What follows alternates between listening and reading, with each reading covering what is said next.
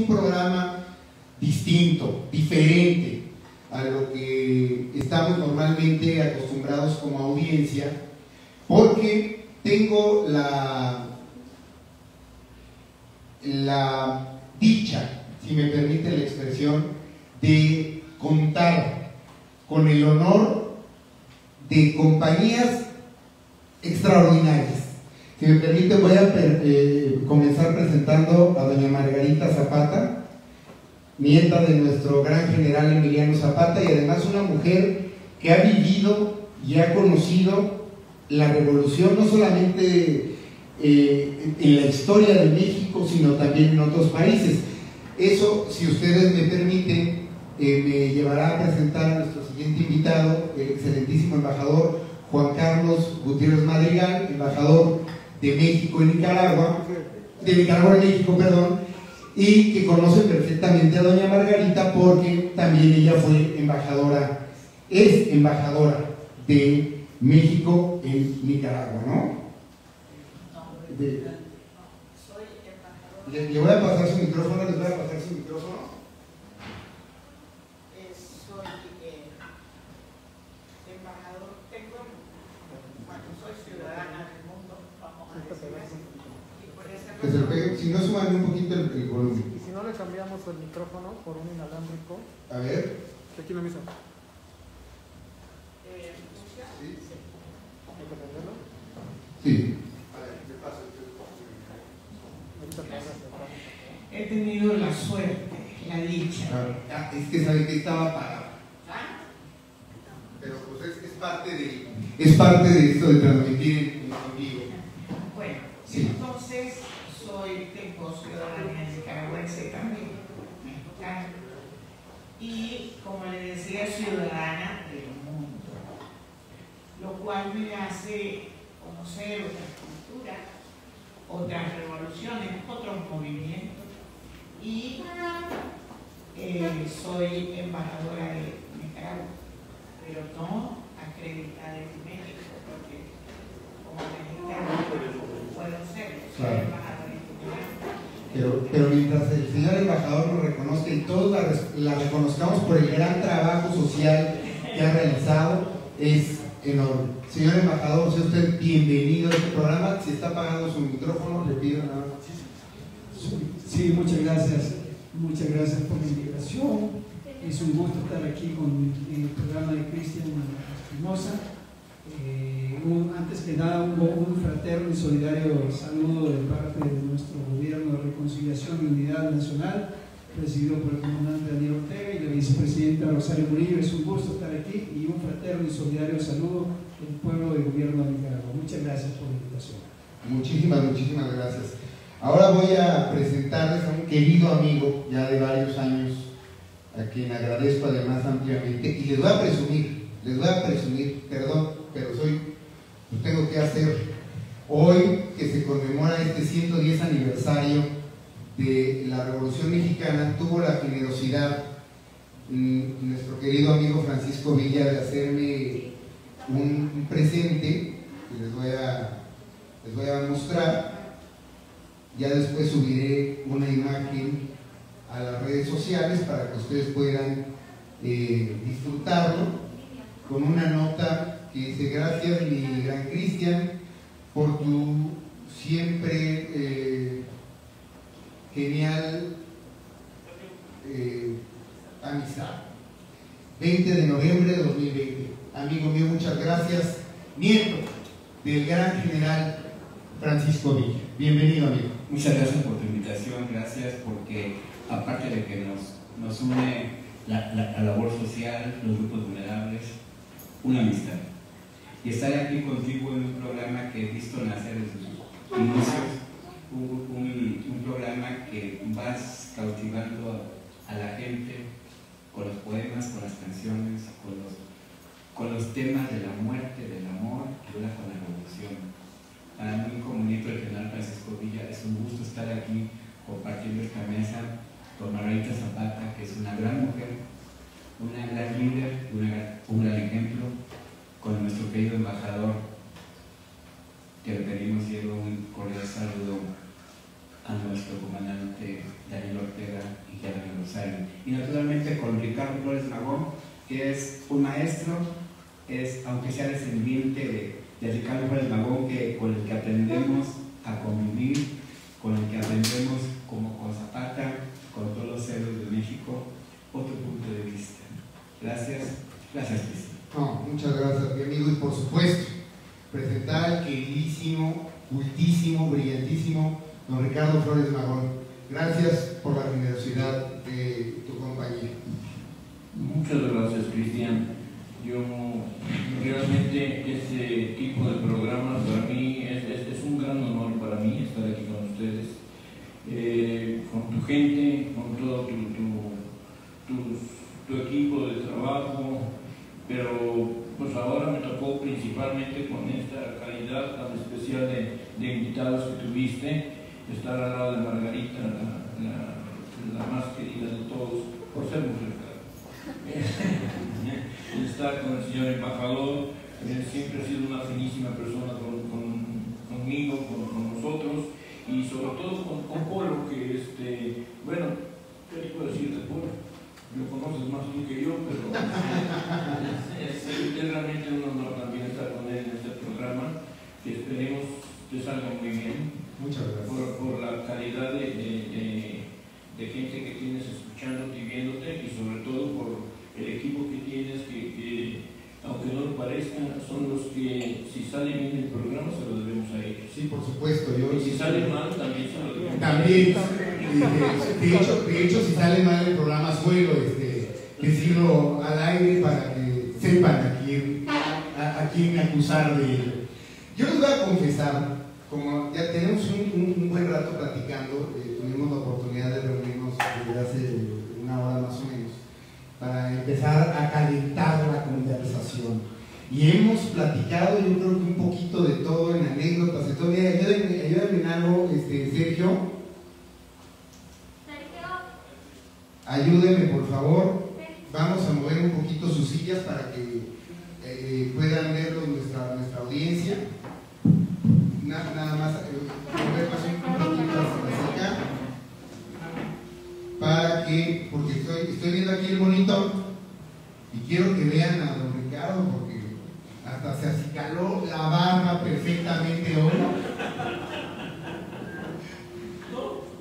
No, pero bueno, dice. No, muchas gracias, muchas gracias. Y el señor embajador, que bueno, excelentísimo, siempre es en una sola pieza. Si me ayudan con sus micrófonos, porque si no, no nos escuchamos. Entonces quiero decirles que me han preguntado en esta previa conversación que tuvimos, si en algún momento me he sentido yo nervioso entre las entrevistas, los programas, los poemas, y yo les confesaba que no. Hoy particularmente siento un nerviosismo especial, una magia histórica que corre por mis venas de una manera extraordinaria y que de muchas maneras me puede en el corazón y en el espíritu. Les agradezco infinitamente la presencia, a usted, doña Margarita, a ustedes, queridos amigos, esta noche. Vamos a empezar a mandar saludos, porque déjenme platicarles que nos ven no solamente en México. Tenemos, por ejemplo, amigos que se conectan desde Cuba, Yani Manso, Cuba, Venezuela, Costa Rica. Tenemos gente de muchos lugares del mundo que tienen la generosidad de acompañarnos y conectarse al programa. Entonces, un saludo, como siempre lo decimos, un saludo a nuestros amigos de la Ciudad de México, pero también un saludo a todo el interior de la República y, por supuesto, al mundo entero, a los que les agradecemos enormemente que siempre tengan la generosidad de acompañarnos en este programa, que cambia de nombre, como les decía, es Viernes de Poesía regularmente, hoy es Viernes de Conversatorio y vamos a hablar de la Revolución Mexicana. Si me permiten, voy a hacer una breve introducción. Esta fue una introducción de vinito, ¿verdad? Pero bueno, con algo se empieza. Saluda a todos, saludita.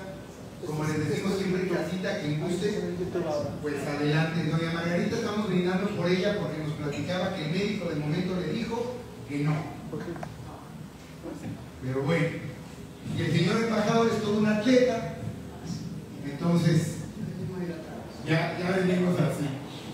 Entonces, vamos hablando de revolución. Yo platicábamos hace un poco en la mesa que personalmente yo considero, y lo decía, me aclaraba don Ricardo, me aclaraba Francisco, me aclaraba doña Margarita, que la revolución no solo podemos decir que comenzó en 1910, pero yo he planteado que en 1908, en esa entrevista mítica, en esa entrevista tan fuerte, quizá tan peculiar, que concedió a James Grillman, el presidente Porfirio Díaz, le dice: México está preparado para, palabras más, palabras menos, estoy parafraseando, México está preparado para un cambio democrático, está preparado para ya dar ese paso a la democracia. Yo no me reelegiré en las elecciones de 2010, en lo que falló, porque lo hizo, y varios políticos, varios pensadores, escritores de la época, y ahí citábamos particularmente a don Ricardo Flores Magón, quien a través del periódico Regeneración y después el Aguizote y el hijo del Aguizote harían un trabajo espectacular de comunicación en materia revolucionaria, y abre la puerta y abre una ventana a una revolución social que tenía tintes de ser pacífica, y de pronto encontramos que llega tenemos en la presidencia de la República, por la vía de la elección, a don Francisco I. Madero, pero que al parecer, obviamente, los grupos divididos, en el sur don Emiliano Zapata, en el norte don Francisco Villa, encuentran que no está cumpliendo, digamos, con la promesa de transformación que la revolución había previsto. Y eso nos lleva a que, a través del plan de Ayala, don Emiliano Zapata desconozca el gobierno de Álvaro, ¿no? de Francisco y Madero. Sí, ya no viven otros tiempos, pero bastante. Desconoce el gobierno, y de ahí empieza propiamente ya la lucha armada con los zapatistas en el sur y los villistas en el norte, y en el centro, bueno, lo que después serían los constitucionalistas. Si me faltó algo por agregar, por favor, siéntanse en libertad de iniciar ustedes con este conversatorio. Yo sí quería, no voy a decir rectificar, sino quiero agregar. Usted rectifique, doña Margarita. No, quisiera agregar algunos pasajes de la historia y de la lucha de Zapata, porque realmente para mí, usted dice que para usted la revolución empezó en 1908. Sí, yo creo que de acuerdo a lo que vemos y a lo que escuchamos de otros líderes o de otros historiadores, y yo siempre digo que la revolución, esta revolución y muchas revoluciones y la historia se escribe a la carta. Yo no creo mucho en lo que se dice o en los textos oficiales, porque luego los contrastamos con lo que dice el pueblo, cómo vivió el pueblo, cómo vivió la revolución.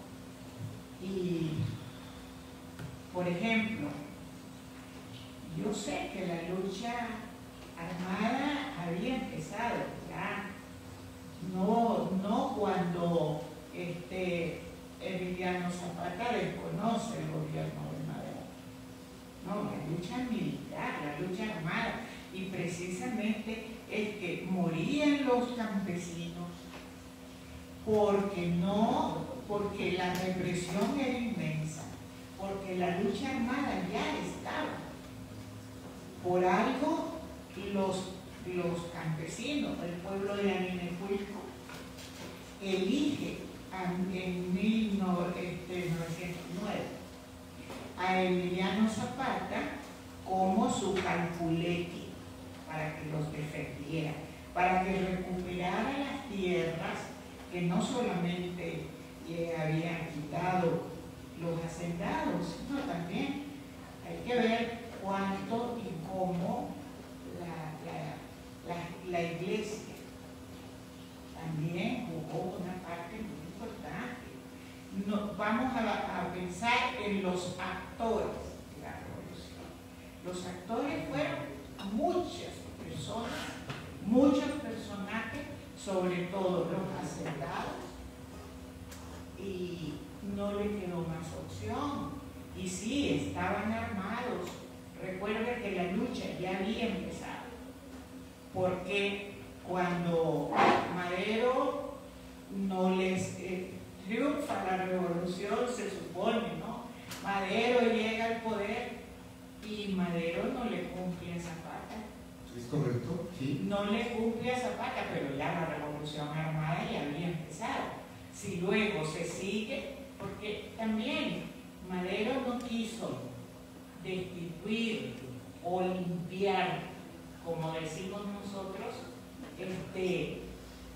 siguió gobernando con los mismos suyos, con los mismos hacendados, con los mismos que eran los que tenían a su pueblo, al pueblo de Zapata, los campesinos, casi con mucha... O sea, podríamos decir que siguió gobernando con el mismo equipo de Porfirio Díaz. Exactamente. ¿Por qué? Y por eso hay que decirlo. Si Zapata le decía, y la gente le decía, su mismo hermano le decía a Madero, que no podía seguir gobernando y llevar al proceso como él lo tenía ideado, lo había compartido con sus amigos, si no cambiaban, porque estaban los mismos. Aquí, ¿quiénes defendían? ¿Qué defendían los amigos de Madero? Esta sería una pregunta que yo le haría a usted muy directamente. El general Emiliano Zapata, cuando yo hacía un ejercicio, yo pregunto, descríbanme, cuando digo Emiliano Zapata, ¿cuál es la primera imagen que viene a la mente? Y todo el mundo me dice, un hombre vestido de charro, bien acicalado, barbado, fuerte, organizado. Y ayer, nada menos en otro conversatorio que tuvieron la generosidad de invitarme a ser espectador, hablábamos de esa figura, de la figura de Emiliano Zapata. ¿Cómo entiende la familia Zapata la figura de Emiliano? Yo no sé cómo entiende la familia Zapata la figura de Emiliano, porque Zapata hay muchos. Yo le puedo decir cómo entiende Margarita Zapata a la familia del general Emiliano Zapata. Adelante. Porque aquí yo no me considero, yo no represento a nadie. Yo le puedo decir parte de lo que yo hablo con mi familia, con algunos miembros de mi familia, cómo considero. Y hablamos del general Emiliano Zapata, como podría hablarle de otros miembros de la familia Zapata, pero voy a hablarle y le doy mi opinión personal, porque en eso tampoco pues no hay esa unidad familiar como para decir esto es lo que somos, esto es lo que es el general, así lo considero, ¿no? Pero de muchas maneras, digamos, quien ha seguido esa lucha revolucionaria, esos ideales, ha sido usted, doña Margarita. Bueno, sí, también mi padre, pero le voy a decir una cosa, nosotros lo vemos de otra manera. Yo lo veo el hombre valiente, el hombre que sin tener una gran preparación intelectual, fue el hombre que estuvo siempre con muchas ideas y cómo él concebía que iba a sacar a su pueblo, que iba a recuperar las tierras para los campesinos, no solamente sus tierras, sino sus aguas, bosques y aguas. Sí tenía el general Zapata planteado una recuperación y una entrega completa de esas propiedades que asumía de la gente, no del hacendado, sino del que trabajaba la tierra. La tierra es de quien la trabaja. La tierra es de quien la trabaja, pero además no solamente la tierra de quien la trabaja, sino la tierra que vuelva a sus dueños, a sus legítimos dueños, que era lo. Por eso le dieron a él los documentos y le dijeron en él. Y nosotros empezamos a hacer unas comidas que se llaman cada 12 de septiembre, porque fue el día que nombraron al general Emiliano Zapata, que era un jovencito, Calculé, que es el personaje que lo representa, el hombre que es no su gobernador ni nada de esas cosas, no, porque en ese entonces también. Digamos, un representante moral, ideológico. Un representante moral, ideológico del campesinado. Y eso nos lleva, yo aquí preguntaría a don Ricardo y a don Francisco, cuando hacemos el primer planteamiento de este inicio del movimiento armado, digamos que la parte más intelectual del movimiento estaba en la mano de los hermanos Flores Magón, particularmente de Ricardo Flores Magón. ¿Cómo podríamos pensar en ese entonces? Digo, sé que es muy difícil de pronto hacerles estas preguntas, pero algo se debe platicar en los ideales familiares. ¿Cómo podríamos describir el pensamiento, ese pensamiento político e ideológico de don Ricardo Flores Magón? Bueno, yo lo que podría decir es que me voy a retroceder tantito. Lo que gusta. Porque todo lo que usted comentaba, Margarita comentaba, es cierto. Pero, ¿cuál fue el antecedente? Entonces, el antecedente nosotros tenemos muy fácil en las sublevaciones que hubo en Viesca, en Palomas, en las vacas y en las ayudas. Eso fue lo que hizo que la gente estuviera ya harta. Tenía un hartazgo natural contra el gobierno de Díaz. Y luego se viene la huelga de Cananea y de Río Blanco, que es lo que comentamos, que ya fue un detonante muy específico. Y además muy sangriento, ¿no? Sí, claro, o sea, que fue un detonante tan sangriento que ya el pueblo, ¿cómo se iba a enterar de todo esto?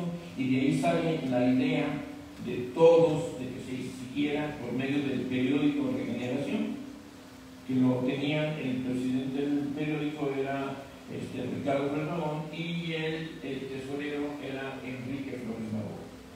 Empezaron haciéndolo Ricardo y Jesús, porque para ese entonces Enrique tendría 16 años. Correcto. Entonces no lo metían a la cárcel a él, porque nada más le daban una patada en el trasero y traía su overol, y eso les permitió no estar todo el tiempo en la cárcel como lo estaban Jesús y Ricardo. Claro. Sin embargo, porque además sí fueron presos políticos. Totalmente. O sea, eso no podemos dejarlo de lado.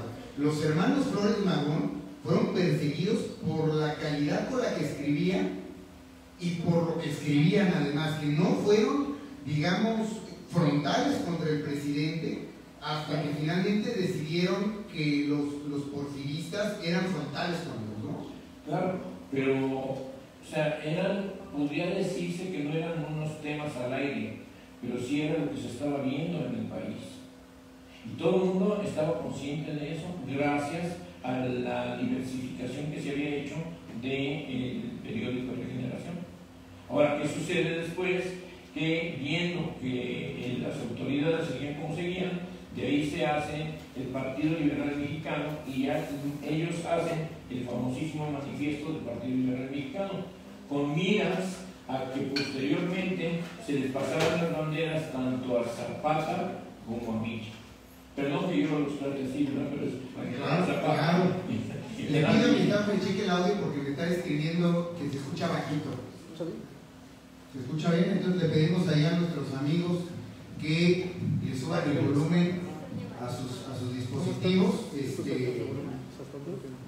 Vamos bien. Perdón, don Ricardo. Adelante. Entonces, todo esto es lo que hace que venga la relación en la que, desde mi punto de vista, tenía muy buena relación Flores Magón con todos los de en aquel entonces. O sea, se llevaba muy bien con Zapata, se llevaba muy bien con el general Villa, pero no quitaba, se llevaba muy bien con Madero, al grado de que Madero le ofreció a Ricardo en un momento dado que fuera el vicepresidente. Pero realmente declinó, dijo que no podía ser, claro, en su forma, dijo que sin agraviar, dice, no puedo ser yo el vicepresidente de un presidente que no está como presidente, sino sigue siendo un legislatario o un agente que abusa de las gentes del campesinado. Claro. Entonces, al ver eso, pues obviamente Madero recurre a utilizar a Jesús Flores Magón y lo invita no para que fuera vicepresidente, sino que ya fuera el secretario de Gobernación o de Justicia.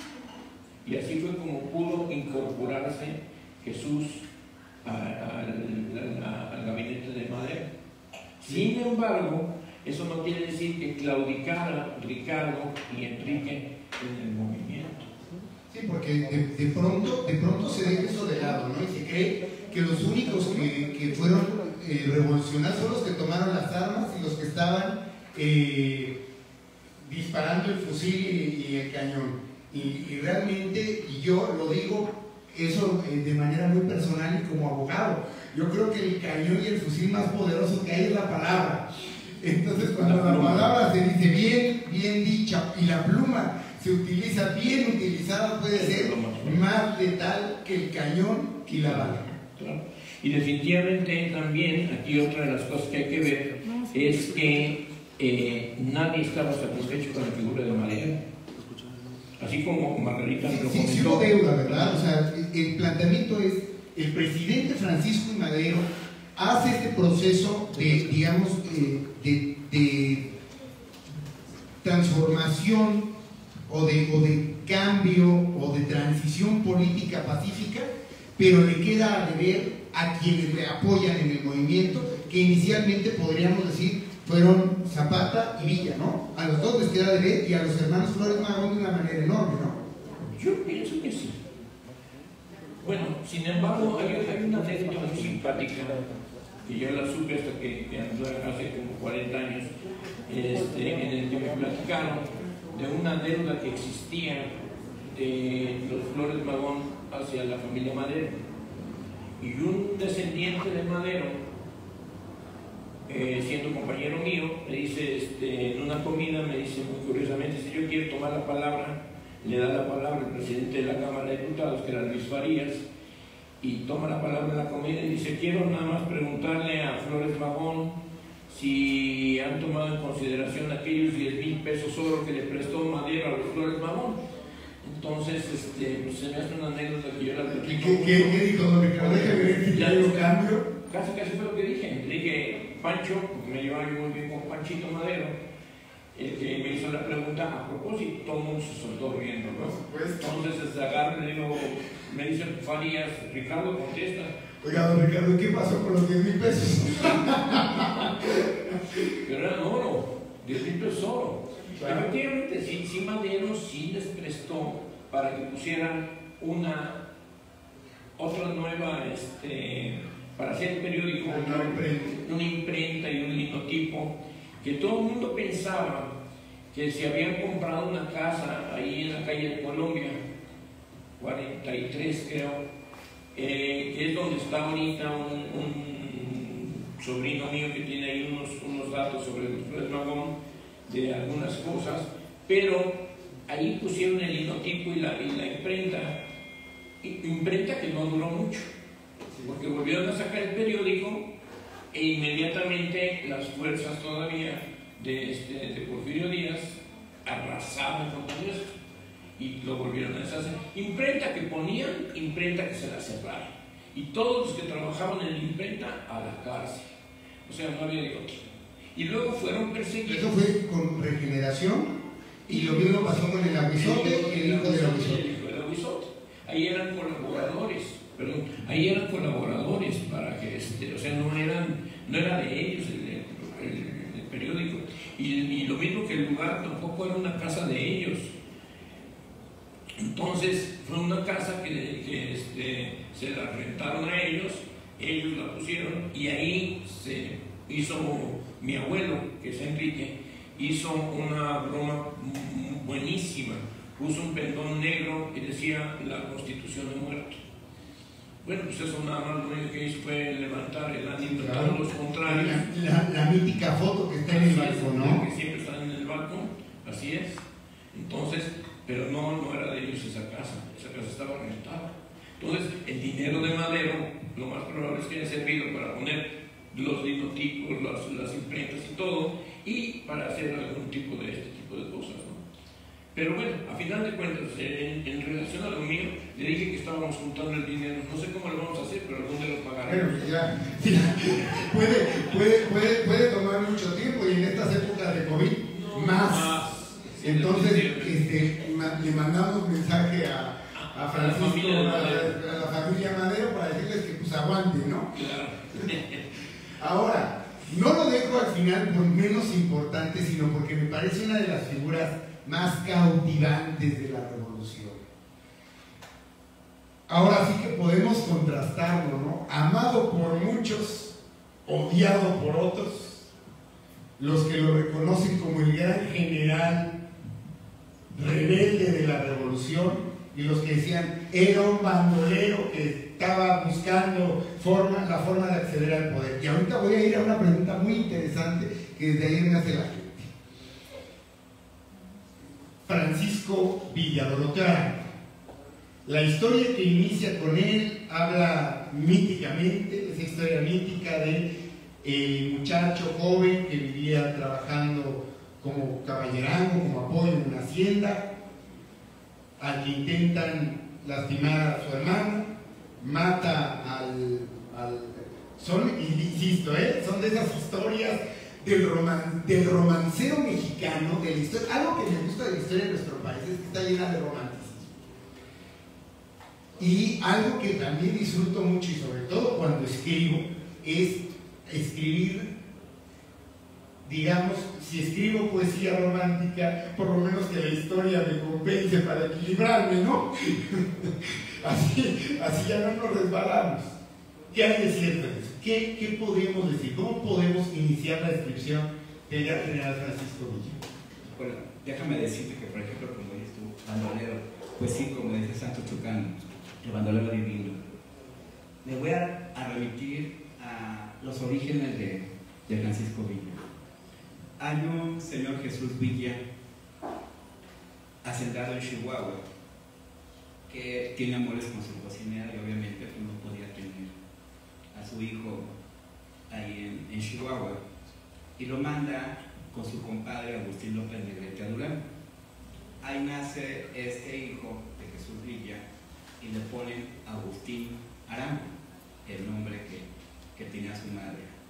Posteriormente se casa Agustín Arango con Micaela Arámbula, y tiene 5 hijos: Doroteo, Antonio, Hipólito, Martina y Mariana. Quedan huérfanos muy jóvenes, y es cuando Doroteo Arango se dedica a la labor. Tenía ciertos privilegios en la hacienda, pero era una gente que tenía que trabajar en la misma hacienda. Posteriormente tratan de violan a su hermana Agustín López Negrete Jr. Y es cuando el abuelo entra, le quita la pistola a Agustín y se la vacía. pero no lo mata, sino lo hiere. Y el abuelo es cuando huye a la sierra, que es cuando se dedica a ser perseguido, luego vacas, bandolero, y es cuando después en Chihuahua, teniendo su carnicería en Chihuahua, conoce a Abraham González. Abraham González es una figura muy querida por Doroteo Arango, y en ese momento cuando le empieza a dar lo que es la labor que tenía, que estaba haciendo Francisco I. Madero, se queda comprometido en ese aspecto porque siente que Francisco I. Madero era la salvación, era un punto de partida para todo lo que se necesitaba en un México enojado, molesto, urgente, de una gran necesidad de justicia social. En ese grupo de chihuahuenses y duranguenses que se reunían con Abraham González, entre otras gentes estaba Jesús Villa. Jesús Villa, ya grande, reconoce a su nieto y reconoce en ese momento a todos los nietos, les da el apellido, vuelve a tomar el apellido Villa Arango, y lo que el abuelo cambia de quitarse el Doroteo, se pone Francisco por Francisco I. Madero. Entonces, realmente Francisco I. Madero es para mi abuelo una gran figura, una gente que apoyó mucho, una gente que quiso bastante, y sobre todo con la familia Madero tenemos una gran relación. En ese momento Francisco I. Madero con don Raúl Madero, que es una gente que hasta sus últimos días estuvo muy cerca con la familia Villa. Que don Francisco, discúlpame que te interrumpa, pero me acaba de dar un dato que ni yo, después de haber leído bastante sobre la Revolución, conocí, es decir, el nombre de Francisco Villa, es decir, como llamarle como su nombre artístico, porque El carismático. el nombre carismático adopta el nombre de Francisco como una forma de homenaje a Francisco I. Madero. Sí, exacto. O sea, Francisco Villa adopta el Francisco como una forma de homenaje a Madero. Efectivamente. Wow, eso sí, no me lo sabía ni yo. Eso lo encuentras en las memorias de Pancho Villa, de Martín Guzmán, que esas memorias fueron hechas por el abuelo desde que estaba él encarcelado aquí en Tlatelolco, y que tuvo muchos secretarios que la hicieron: Tito Hueso Alcalde, Eugenio Andrés Benavides, Miguel Trillo, que fue de los últimos, Martín Guzmán, y lo último que empieza el abuelo es escribir lo último, y lo último que escribe en sus memorias es el 16 de julio, o sea, 4 días antes que lo mataron. Mi abuela lleva una muy buena relación con Martín Guzmán, a quien conoce a través de Nil Campobello, una gran mujer duranguense que escribió cartuchos, que escribió los apuntes sobre la vida militar de Francisco Villa. Es una gran poetisa, y que ella es la que le presenta a Austria Berta Rentería, a mi abuela, a Martín Guzmán, le presenta también a Lázaro Cárdenas, que Lázaro Cárdenas es quien trae a mi abuela a México con sus hijos. Don Martín recibe las memorias de mi abuela Austria Berta con la condición que no le cambie nada, que nada más lo ponga a lo literario, pero que absolutamente no le cambie nada. Pues en esas memorias, en el primer capítulo, encuentras los orígenes de nuestro tema. Eso es extraordinario y súper interesante. Y paso a hacerle una pregunta al excelentísimo embajador de Nicaragua en México. Estimado don Juan Carlos, a ver, la pregunta: ¿cómo se entiende la Revolución Mexicana desde afuera, desde el extranjero, desde el exterior? Y sobre todo en un país tan peculiar en cuanto a su movimiento social como Nicaragua. Sí, muchas gracias. Efectivamente, los procesos revolucionarios tienen, en este caso, orígenes, como lo dice en el hartazgo de la población, lo dijo muy bien don Ricardo Flores Magón, ¿no? Entonces, en ese momento es un clamor popular, una necesidad ya en ese momento que ya el pueblo lo requiere, y creo que es el proceso donde inicia. Los procesos revolucionarios son muy similares, ¿verdad? Aquí tenemos también a nuestra embajadora Zapata, que ella participó también en la revolución de Nicaragua. Era algo que me decía, que estuvo usted en la revolución de Nicaragua. Qué interesante. La revolución que triunfó el 19 de julio de 1979, justamente celebramos hace poco, el 19 de julio pasado, y celebramos el triunfo de la Revolución Popular Sandinista, y que terminó con el derrocamiento de la dictadura de Somoza, ¿verdad? Y ahí es donde inicia un proceso de todas las instituciones. Se crearon el ejército, la policía, todo comenzó de nuevo. Por ejemplo, el ejército de Nicaragua, la policía es una de las más jóvenes que hay. Entonces, efectivamente me llamaba la atención que le decía que la embajadora Margarita Zapata ya participó en el proceso revolucionario activamente. Entonces ella también nos puede. Yo viví una parte de la revolución, del triunfo. Yo tenía 9 años cuando triunfó la Revolución Popular Sandinista. Me tocó ver parte de la lucha armada, y todavía me acuerdo de ese proceso, efectivamente. Entonces, como lo dijo don Ricardo Flores Magón, los procesos revolucionarios tienen su origen en este sentir popular, ¿verdad? Muchas gracias. Y desde Nicaragua, ¿cómo se entendía? Porque, no sé, aquí en nuestras escuelas, aquí en México, pues no solamente nos enseñan sobre la historia de nuestro país, sino también nos enseñan sobre las historias, la historia de otros países, y sobre todo la historia de Latinoamérica, que nos hermana de muchas maneras. O sea, México es el hermano mayor de las revoluciones de América. Efectivamente, aquí estuvo Sandino, aquí antes de regresar Sandino, el general Augusto C. Sandino, antes de regresar a Nicaragua a iniciar su lucha armada, él estuvo aquí, estuvo en Tamaulipas, Veracruz, así es, en Tampico, Veracruz.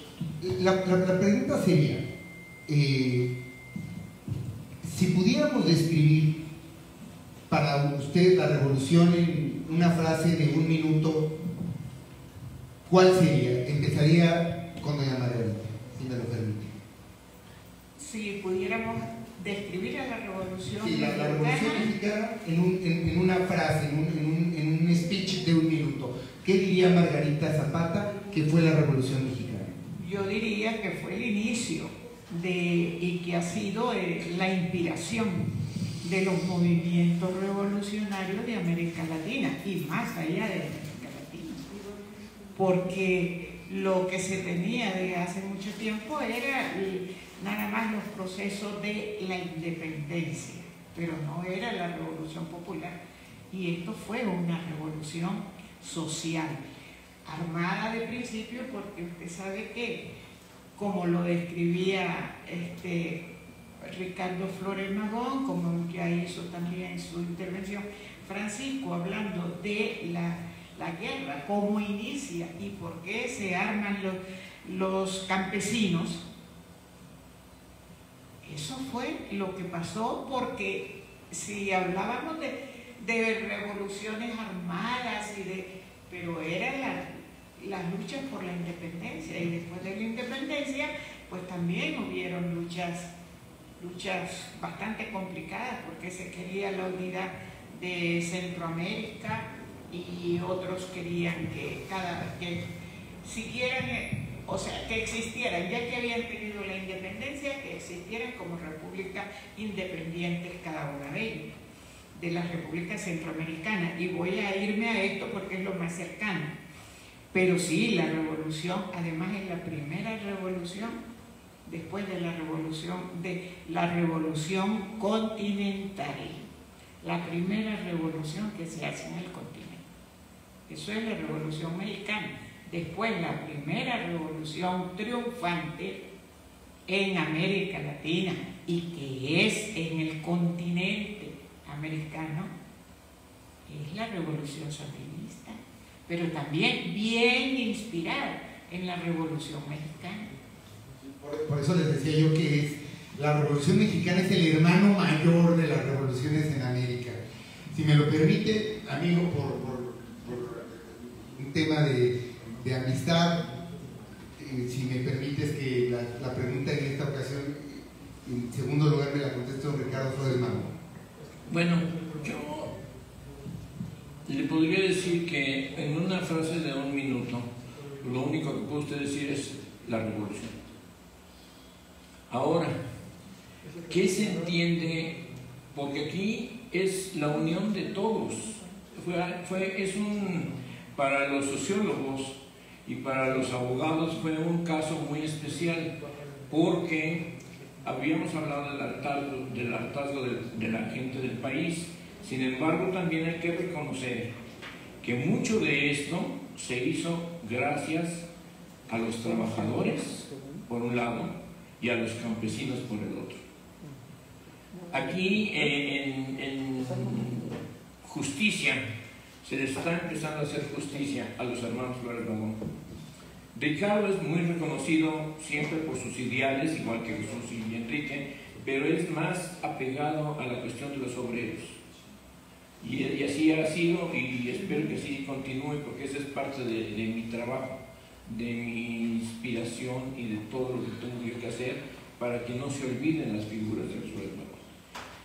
Y Enrique, mi abuelo, apenas está agarrando un aire para que se le reconozca. ¿Por qué? Porque él, después del proceso de los campesinos en San Luis Potosí, de la Convención de San Luis Potosí en 1930 y tantos, 33, el primer líder de la campesina mexicana fue Enrique Flores Magón. De ahí no se llevaron a cabo las cosas como se pensaban con el general Lázaro Cárdenas, y el general Lázaro Cárdenas le dice: don Enrique, lo veo muy enfermo, lo vamos a cambiar y lo vamos a quitar. ¿Qué persona de su grupo puede ocupar la campesina mexicana, el liderazgo?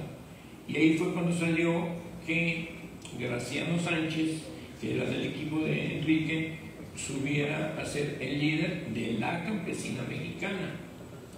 Ahí la organización campesina mexicana, al año siguiente, Graciano Sánchez hace otra convención y ya le cambian el nombre y ya queda la Confederación Nacional Campesina, que actualmente está vigente como confederación.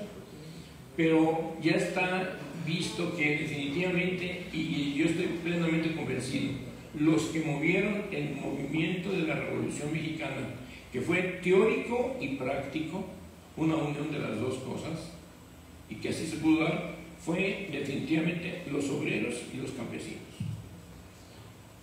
En eso le podría decir. Así es, y por eso es que Sandino siempre decía: solo los obreros y los campesinos llegarán al final. Y si morimos, no importa, otros nos seguirán. Pero los obreros y los campesinos hasta el final. Sí, mi los querido obreros Francisco. y campesinos. Bueno, efectivamente los campesinos y los obreros, ¿no? Pero hay que recordar que el general Villa siempre decía: mis hermanos de raza son los campesinos, y por ellos tenemos que ver. Una revolución es tajantemente un cambio radical de todo. Una revolución es un cambio permanente. México tiene en la Revolución Mexicana un punto de partida. La Revolución Mexicana no ha terminado, la Revolución Mexicana sigue. México le debe mucho a la Revolución Mexicana, porque hay ideales de Zapata, de los Flores Magón, de Felipe Ángeles, de Villa, de muchos otros héroes que incluso Carranza, Madero, que se quedaron ahí en blanco y negro en el tintero. Todos enunciados, falta por rehacerlos. Creo que ahorita, en este momento, la revolución que tenemos en México ya no es en las armas. Si hay que llegar a las armas, hay que hacerlo. pero creo que en este momento el objetivo de estas armas son otro tipo, el campo. Hay que voltear a ver el campo, a los hombres y mujeres campesinos, como la Revolución Mexicana también se hizo con las mujeres. Claro, claro. Completamente, Y mujeres vale la pena reconocerlo. El día de ayer en el conversatorio que les decía que tuve la oportunidad de asistir, por cierto, de la alcaldía de Álvaro Obregón, quienes mando muchos saludos, se hablaba del papel de las Adelitas. O sea, pero no es la Adelita únicamente una figura estereotipo, es una mujer que participa realmente dentro de los procesos, inclusive armados de la revolución. Y con el fusil. Sí, claro, o sea, no solamente. Y se entregaban, no lo vimos ya la comida, sino también entraban a la guerra, entraban a la revolución. Igual, hay mujeres que desgraciadamente se nos ha olvidado hacer un mención. Hubo una pregunta ayer que yo quisiera hacérselas a ustedes, obviamente por el conocimiento que tienen. Y también, señor embajador, me encantaría que usted pudiera responderla. Y nuevamente, por caballerosidad, comenzaría con doña Margarita. A ver, primero, ayúdenme, muchachos del staff. ¿Tenemos preguntas del público? ¿Qué lugar jugaron las mujeres? A ver, ¿cómo? ¿Qué lugar jugaron las mujeres en la revolución? ¿A qué lugar jugaron, qué papel jugaron las mujeres en la revolución? Ahorita estaremos respondiendo eso. ¿Tenemos alguna otra? Bueno, mandamos muchos saludos a nuestra audiencia. Veo que están escribiendo, pero obviamente como los voy siguiendo acá, pues los voy viendo desfasados de tiempo. A ver, las mujeres. Preguntaba ayer alguien dentro de este conversatorio, si pudiéramos hablar de las Adelitas modernas, para ustedes, ¿cuál sería, digamos, el prototipo de la Adelita moderna? Es bastante difícil poder hacer un prototipo de la Adelita moderna, porque la Adelita ya sabemos que eran las que acompañaban a los soldados, las que estaban ahí, las que también servían como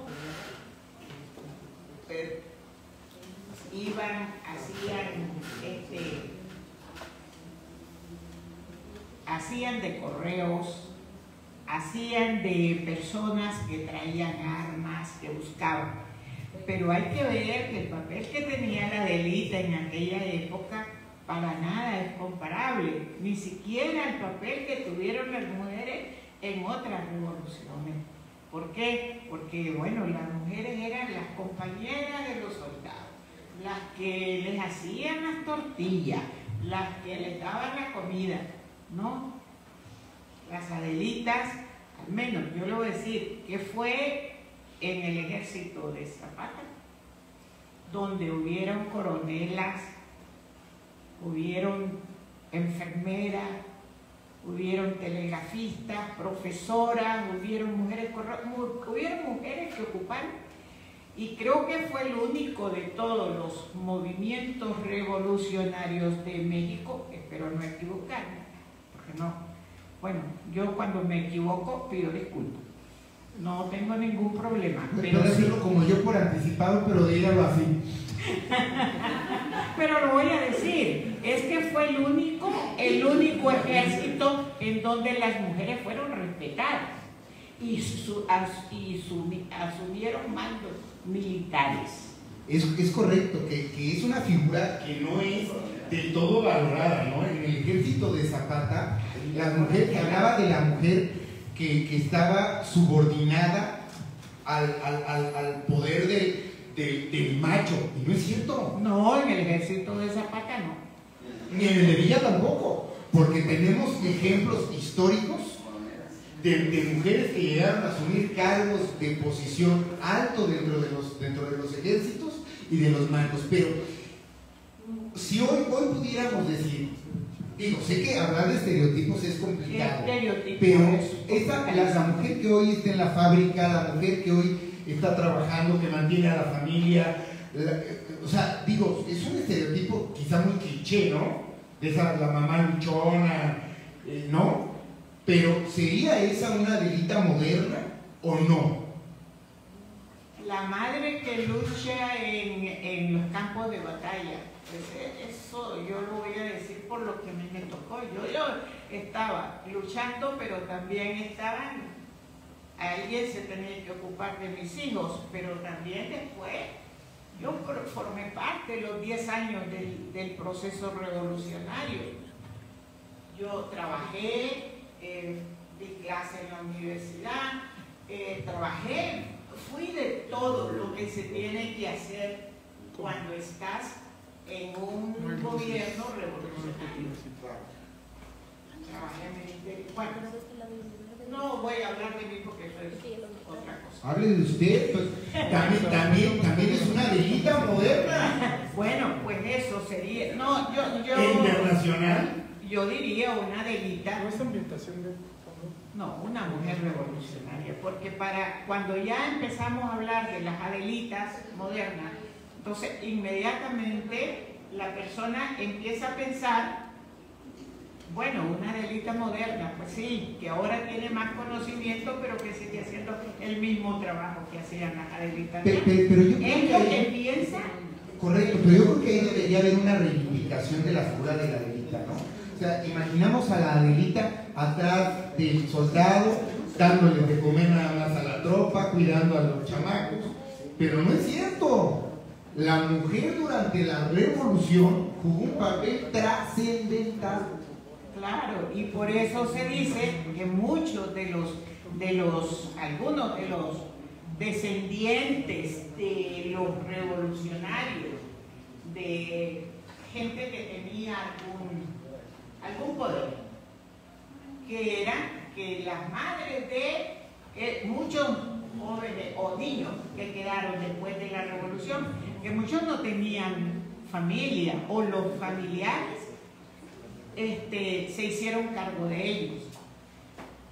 Pero eso pasa en todas las revoluciones, que quedan muchos huérfanos porque mueren sus madres, pero también quedan huérfanos porque las madres pues, ya no quieren volver a esa vida y entonces buscan cómo ganarse la vida de otra manera, otras encuentran mil formas.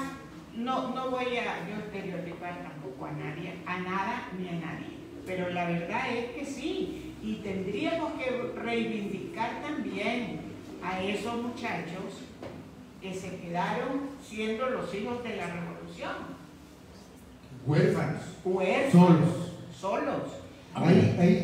Sí, Ricardo. Sí, yo quería abundar un poquito más en lo que está diciendo Margarita. ¿Por qué? Porque precisamente acabamos nosotros de oír una serie en una de estas conversatorios que hay del Foro Permanente de Legisladores. Habló el exdiputado Córdoba Lobo, un veracruzano ilustre, y trató precisamente el tema de las mujeres y de los niños. Ahí le van dos cosas que no nos acordamos. Esto va a parecer que hubo varias revoluciones diferentes, pero formaron el todo, y que lo podemos dividir muy bien. ¿Por qué? Porque, por ejemplo, ¿sabía usted que uno de los principales trompetas de Álvaro Obregón era un niño de 13 años? Y fue precisamente en el que no supieron, en una batalla que hubo con Villa, que no supieron qué hacer, porque el niño tocó despedida, pues, dejarlo retirada no, al revés, era retirada para adelante, y los que estaban tocando era retirada, pero se ganó la batalla y fue gracias a lo que tocó el niño. Es como mi staff, don Ricardo. Sí. A veces yo les digo, toquemos retirada y ellos van para adelante. Ese es un caso muy interesante.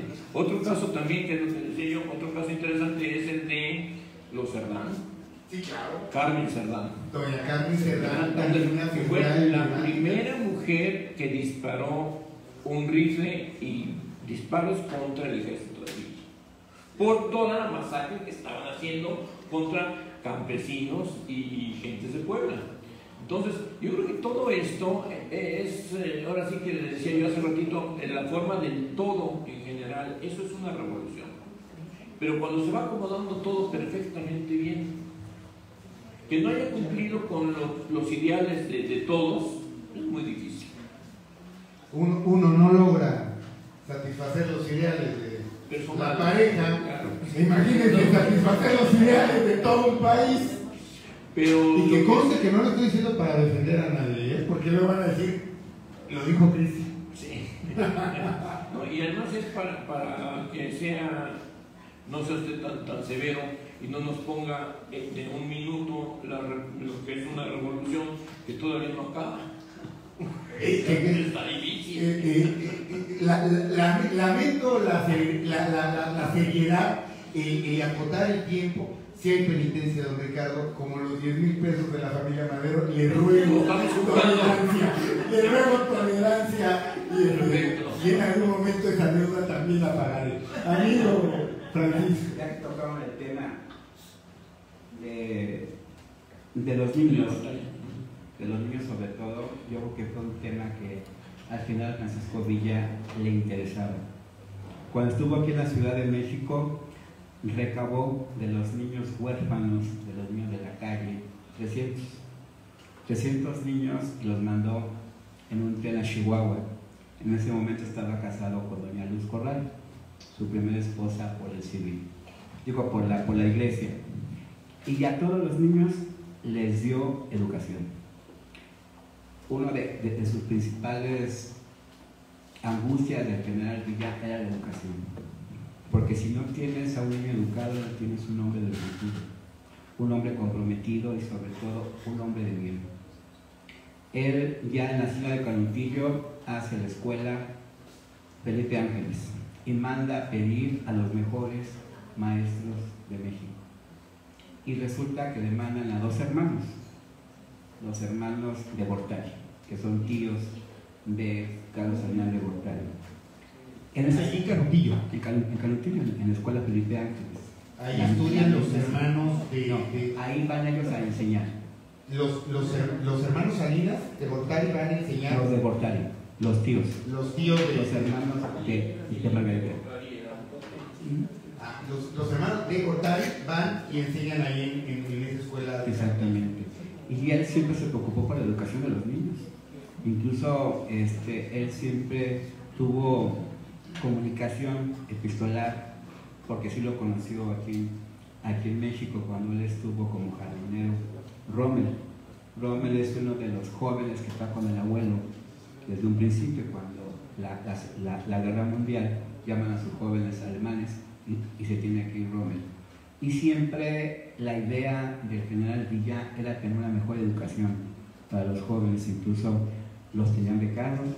Aquí en la Ciudad de México te puedo decir que de los 300 niños que tenemos en la lista, todos, absolutamente todos, fueron gente de provecho. Gentes que estuvieron en la Ciudad de México, en el norte del país, en el extranjero, Estados Unidos, Alemania y España. Bueno, y eso me lleva a otra pregunta. Adelante, don Ricardo. Nada más, aprovechando que mencionó lo de Rommel, mi pregunta aquí, pasándome del lado del público, ¿qué fue lo que hizo el general Villa para ser el táctico que era? Porque es una de las cosas que sí le aplauden muchísimo desde militares nacionales como militares internacionales, que era una táctica que tenía el general Villa excepcional. Y si me permite abundar, don Ricardo, algo que y hoy nada menos platicaba de eso, ¿no? Porque me decían, obviamente con todo el nervio, y ahorita saludando a nuestra audiencia, saludando a nuestros amigos, me doy el lujo de volver a presentar a mis invitadazos. De verdad, me siento súper... Estoy nervioso, pues ¿cómo no estarlo? Es como de pronto... Con las babas que tienen los imagínate, es como de pronto que te inviten a cantar al Auditorio Nacional con Vicente Fernández. Pues no hay manera, ¿no? No hay forma. Cantas, Le hacemos la lucha, amigo. Les vuelvo a presentar a nuestro público, a nuestra audiencia que se conectó tarde. doña Margarita Zapata, un placer tenerla aquí. Sigo con nuestro querido amigo Francisco Villa, nuestro querido amigo don Ricardo Flores Magón y el excelentísimo embajador de Nicaragua en México, Juan Carlos Gutiérrez Madrigal. Muchísimas gracias por su compañía, por estar aquí, por hacer esta noche tan especial, tan interesante. Y eso que pregunta don Ricardo Flores Magón es una pregunta que hoy en varias llamadas, porque todo el mundo me hablaba y en vez de que me dijeran, oye, ¿estás preparado? ¿Ya todo bien? ¿Todo listo? Todo el mundo me preguntó, ¿estás nervioso? Y ¿cómo lo sabe? Claro que estoy nervioso. ¿Cómo no estar nervioso con invitados como ustedes? Pero si algo se reconoce en Francisco Villa es el genio militar que tenía. Porque finalmente, y hay que decirlo, a traición y de muy buena fe, acude a Chinameca el general Zapata y ahí lo asesinan, ahí lo acribillan, tratando él de actuar de buena fe, tratando de buscar los canales, digamos, diplomáticos, los canales que liberaran el problema de las armas. Pero a Villa no hubo quien lo detuviera, ¿eh? ¿Qué hay de eso aquí? Bueno, te voy a decir, yo conozco la figura del general Francisco Villa a través de Daniel Campobello, Martín Guzmán, Nicolás Fernández, que fue uno de los dorados de Villa como mi padrino, naturalmente que de mi abuela, y de muchos actores que vivieron la época revolucionaria. Y todos han coincidido que independientemente que tuviera el apoyo, la asesoría de un Felipe Ángeles, el general Francisco Villa era completamente un gran estratega, conocía el terreno, conocía a la gente que era su contrincante, porque los estudiaba. Porque además cuando hacen la incursión los norteamericanos para buscarlo, se cansaron de buscarlo. Efectivamente. No hubo forma de detener al general Villa. Y sobre todo una cosa muy importante, tenía la comunión con la gente. La gente moría por él. Y él tenía el compromiso permanente con ellos. O sea, independientemente que lo hayan venido a buscar y que su casa tuviera precio, jamás lo dieron, ¿no? Y tuvo que ser un crimen de Estado para quitarlo del país. Que es a mí lo que me llama la atención, ¿no? Porque finalmente, tanto Zapata como Villa pudieron acceder al poder, los hermanos Flores Magón pudieron acceder al poder, y ninguno se sube al pedestal y acepta una posición. Y lo que hace el general Villa es retirarse Canutillo, hacer su vida después de la revolución. Bueno, durante ese nuevo concierto de la revolución que había, que era la institucionalización del país, y que quisiera que fuera el siguiente tema que tratáramos ahorita en este conversatorio, porque pues ya vamos avanzados, de pronto van viendo la hora, pero así pasa, es esto de las redes sociales, es como el tiempo aire en televisión, y aunque la gente pide luego más y más y más y más, es muy difícil podernos complacer. Imagínense, llevamos 1 hora y media de plática entre nosotros, más esta hora de cachito, no terminaríamos nunca. Y con lo deportista que es el excelentísimo embajador, él respeta su hora de sueño. Tenemos otro estratega entre las filas que es nuestro amigo Francisco, que dice que debemos ir temprano a dormir. Luego también es difícil. No le escuchamos, señor embajador. Es que no tiene que ser fuera de... No, dígalo. Mire, si algo tiene mi audiencia, es que están acostumbrados a escuchar cada cosa. Así es, sí.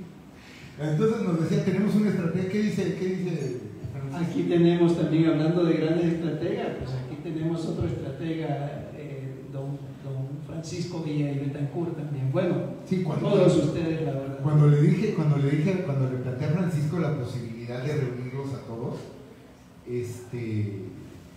Perdón. sí es una estratega, ¿eh? Sí. hablando del tema de la que decía la función de las satélites, pues yo lo que puedo decir en Nicaragua es que como parte de un proceso revolucionario, Nicaragua ahorita se encuentra en quinto lugar en equidad de género a nivel mundial. O sea, la revolución le dio a la mujer derechos que no los hubiese llegado a tener de no ser por un proceso Y revolucionario. perdóneme la pregunta, seguramente políticamente incorrecta, señor embajador, Sí. pero ¿es una equidad de género real? Sí. Porque mire, de pronto encontramos que se confunde equidad de género con otorgar posiciones. O sea, el hecho de otorgar posiciones a las mujeres no necesariamente implica que se les esté haciendo justicia en materia de equidad, sino que tengan igualdad de oportunidades de crecimiento, de desarrollo económico, de independencia económica. Sí, sí, no, Y el primer definitivamente. acto de independencia que tiene un ser humano es esa libertad de independencia económica, de decir, yo puedo valerme por mí como mujer y salir adelante. ¿Existe ese proceso de equidad? Sí, definitivamente las oportunidades que ha dado la revolución popular sandinista no las hubiese tenido la mujer, no haber sido por el proceso revolucionario que hubo en Nicaragua. Y efectivamente hay, además de que está plasmado en la ley, por ley está establecida la equidad de género, en la práctica se cumple. Bueno, pero usted al igual que yo es abogado. Somos abogados. Y sabemos que una cosa es legalidad y otra cosa es justicia. No, claro, O efectivamente. sea, el hecho de que en la letra esté plasmado un derecho a veces no necesariamente implica que se ejecute y que se ejerza, ¿no? Sí, no, definitivamente se cumple y se ha logrado ponerle esa oportunidad a la mujer, pero qué mejor que la embajadora Zapata, que en su condición de mujer y defensora de las mujeres, que nos pueda dar su... Y para que no digan que este panel no tiene equidad, está aquí Margarita. Exactamente. Por así es. supuesto. Bueno, Sí, claro. si habláramos de equidad diríamos que no estamos tan equitativamente porque solamente hay una mujer y deberíamos de estar 2 o 3 mujeres. Pero bien. A la próxima. No, el problema es que sí, realmente las mujeres en la revolución nicaragüense, podemos decir que desde el inicio de la revolución, desde el inicio, cuando estoy hablando desde el inicio no es cuando triunfamos, no, cuando empezamos a trabajar, que éramos clandestinas, que estábamos haciendo el trabajo de organización, siempre tuvimos esa equidad. Pero también después, mire, la revolución nicaragüense, ¿cómo inicia? Después del triunfo, con la campaña nacional de alfabetización, que es algo que la gente, cuando le hablo de la campaña nacional de alfabetización, no entienden, no Y saben usted, doña qué cosa Margarita, es. lo platicamos, tuvimos oportunidad de platicar. Y creo que en eso coincidimos todos, ¿no? Una nación, si no tiene educación, no tiene progreso. Creo que en eso estamos. Digo, perdón si mis palabras suenan duras y son como una flecha, pero un pueblo sin educación, un pueblo ignorante, es un pueblo explotado y sometido. Sometida por completo. Así es. Por eso siempre se habla de la revolución, de las revoluciones armadas, que son revoluciones que bueno, digamos, ahora se dice menos, ahora se conoce un poco más de las revoluciones, sobre todo las centroamericanas, y las que no manipulan, o algunos medios de comunicación que dicen también verdades a medias, bien manipuladas, que es otra forma de mentir. Lo que se dice sobre las revoluciones o lo que se dice sobre algún país que no nos gusta, que su régimen no nos gusta, entonces empezamos a crearle todos los inconvenientes, a acusarlos de todo lo peor, y en realidad cuando hablan de algunos países que yo conozco y dicen todo lo contrario, pero ese no es el país. Ustedes no están describiendo a ese país, porque ese país lo conozco. Y no me estoy refiriendo a Nicaragua en este momento, me estoy refiriendo a otro país.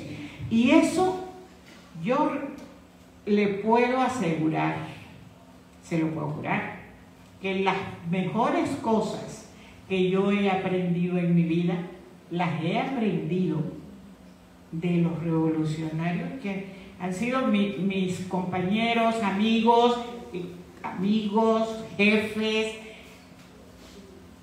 y en todos los aspectos. Y creo que ahí el señor embajador quiere agregar algo. Sí, es que como tocó el tema de abogados, el tema uno de los triunfos de los no empecemos de los logros, aquí, señor embajador, de los logros, porque podemos tener un conflicto internacional. Uno de los logros de la revolución fue precisamente la creación de la ley, aprobación de la ley de divorcio unilateral. Es decir, divorcio unilateral. Lo que Antes lo conocemos como divorcio encausado, ¿no? Antes los abogados se decían barbaridades, las parejas en los juzgados se sacaban las mentiras al sol para poder demostrar al juez una causal de divorcio. Entonces digo, bueno, la revolución aprobó la ley de divorcio. Aquí el que se quiera divorciar se divorcia. Igual aquí en México. Sí, pero eso fue hace ¿cuántos años? No, 5 o 7 años. Nosotros tenemos desde los 80. ¿Desde cuánto? Desde los 80. 1980. Sí. Ahí prometo, señor embajador, hacer un trabajo de derecho comparado. Porque además en materia penal hay varios países, incluyendo Nicaragua, que tienen avanzada en materia de sistema penal acusatorio. Entonces, nosotros en ese sentido, pues, digo, sobre la voluntad de disolver el vínculo matrimonial no puede existir discusión. La única discusión que puede existir es sobre la guarda de los bienes en caso de que existieran o la pensión de los niños. Pero sobre la voluntad de disolver el vínculo no existe ninguna discusión. Déjame ver entonces directo a la Cámara y decirle, ¿escucharon todos? Y en ese sentido, pues ya la mujer no tenía que pasar porque, oye, no te doy la firma, o sea, ya no está ese calvario de... Pero sí creen que eso también tiene que ver, bueno... No, es un logro. Experiencia personal como litigante, la que regularmente decía que no firmaba era la mujer, ¿eh? Bueno, hay de casos a casos, pero bueno, hablando de general. Digo yo, en mi último divorcio, de los 26 divorcios que llevo, sí, a mi amigo le invitaste el 20 ya cuando le dije vamos al 21, bueno, te digo que ya lo agarraste de fiesta. Que como abogados a nosotros se nos facilita muchísimo, ¿verdad? Sí, claro. ¿Verdad? Poder hacer el proceso que un divorcio causal como existía antes, ¿verdad? Pero eso sí representa, y lo llevo al tema de la revolución, porque la revolución, cuando tratamos de definir revolución, es eso, transformación, es cambio. Es un cambio total. Punto. O sea, cuando hablamos de la Revolución Mexicana, yo de pronto con los alumnos en la prepa, en la universidad, lo digo, defínanme la palabra revolución. ¿Qué significa para ustedes revolución? Y difícilmente alguien dice transformación, cambio completo, una transformación de fondo. En esta transformación de fondo, en esta revolución, la Revolución Mexicana, que además hay que decirlo, concluye varios años después con la institucionalización del país. Y también digo, va a molestar que se diga, pero... Con la pérdida de los enunciados. Pero, sí, claro, pero si hubo, o sea, uno de los principios de equidad que se generó dentro de los partidos, dentro del partido nuevo que se había creado, del Partido de la Revolución Mexicana, luego del Partido Nacional Revolucionario y del Partido Revolucionario Institucional, cuando se retira la figura del sector militar, se sustituye por el sector de la mujer. O sea, hoy por hoy tienen un sector feminista, como ya la mayoría de los partidos políticos en nuestro país tienen ya un sector de mujeres. Pero mi pregunta sería para ustedes, ¿realmente hay esa equidad? ¿Hoy podemos hablar de equidad y justicia para las mujeres en nuestro país? Absolutamente no. Yo creo que la mujer, como dices tú, en los partidos políticos sí tiene una cartera de mujeres, pero se olvidan de la base. Nada más quieren estar ellas empoderadas y tomar las posiciones. Se olvidan de las mujeres del campo, de las mujeres rurales, o sea, en el sentido de las maestras, de las mujeres de casa, se olvidan de ellas. O sea, digámoslo de esta forma, y perdón si suena nuevamente políticamente incorrecto, pero cuando hablamos de equidad de género, volteamos a ver a la mujer citadina, a la mujer que hoy ejerce cargos de elección popular, a la mujer a la que hoy le dan una plaza igualitaria en las ciudades, pero que no opera en el campo o en la provincia. La bendición para tener esa posición. Pero hay que voltear atrás a la mujer del campo, a la mujer rural, a la mujer que sí necesita el apoyo de la mujer, pero desgraciadamente, aunque me critiquen mucho, las mujeres no se quieren necesitar. Bueno, yo lo he dicho a veces, cuando quiere uno escuchar una ofensa fuerte de una mujer contra otra, contra una mujer, hay que escuchar a otra mujer. A veces son muy duras. Don Ricardo. Bueno, yo aquí sí tiene razón, Polo, pero yo creo que también se olvida de las mujeres obreras.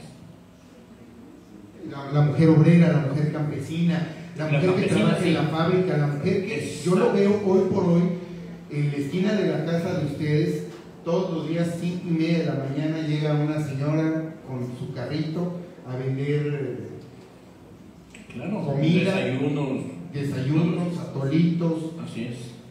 Esa es o sea, para mí es motivo de un asombro extraordinario.